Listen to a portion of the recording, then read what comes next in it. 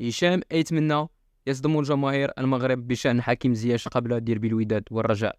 فما القصة؟ كشف هشام أيتمنى رئيس النادي الوداد الرياضي عن خبر صادم من جماهير الفريق الأحمر يتمثل في استحالة مشاركة النجم حكيم زياش في مباريات البطولة الاحترافية قبل يناير 2026. جاء ذلك في تصريح تلفزيوني لرئيس يوم الجمعة 25 أكتوبر بعد ساعات من الإعلان الرسمي عن توقيع زياش عقدا لمدة موسم ونصف مع النادي البيضاوي. يمثل هذا القرار صدمة كبيرة للجماهير التي كانت تترقب رؤية النجم الدولي في الديربي البيضاوي المرتقب. غياب زياش عن الديربي. أوضح أيتمنى أن حكيم زياش سيلتحق بتدريب الوداد يوم الخميس المقبل، لكن مشاركته في المباريات الرسمية ستكون مستحيلة خلال الأسابيع القادمة.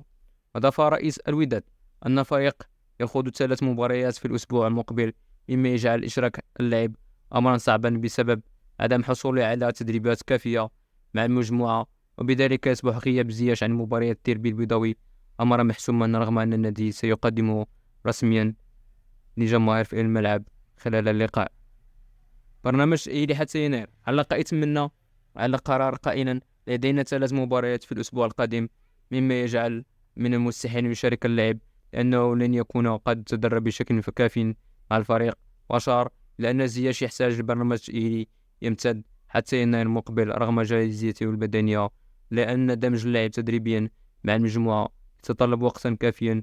وأكد الرئيس أن اللاعب سيكون حاضرا في البطولة الاحترافية إنوي ابتداء من الشهر يناير بعد التوقف الدولي الذي سيشهد انطلاق كأس أفريقيا. يمكنية المشاركة في الكونفدرالية. كشف أيتمنى عن احتمال مشاركة زياش في منافسة كأس الكونفدرالية الأفريقية إذا تمت إدارة النادي من تسجيله قبل الموعد النهائي يوم 30 أكتوبر. أوضح أن الوداد سيتعرف على منافسيه في القرعة المقررة يوم الاثنين 3 نوفمبر، حيث سيخوض الفريق مباراتين يومي 21 و 28 من نفس الشهر.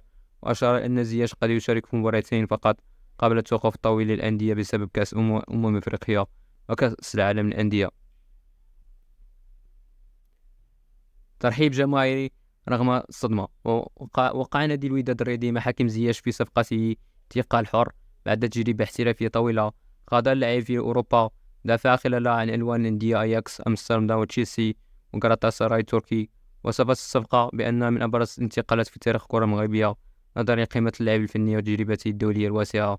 رحب النادي عبر حساباته الرسمية بانضمام النجم المغربي، معبرا عن ثقته في أن يشكل زياش قيمة مضافة كبيرة للمجموعة.